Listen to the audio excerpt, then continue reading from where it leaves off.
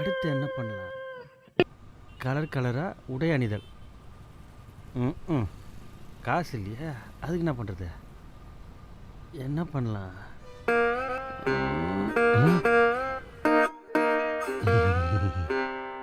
Colour கலராக உடை அணிவது. கலர் கலராக அணிஞ்சாச்சு. அடுத்து ஸ்டைலாக கெத்தாக தெரிவது. அதுக்கு தான் நான் ஒன்று வச்சிருக்கேன்ல. டான் டரரட்டான் டடான் டரரட்டான் டடான் டரரட்.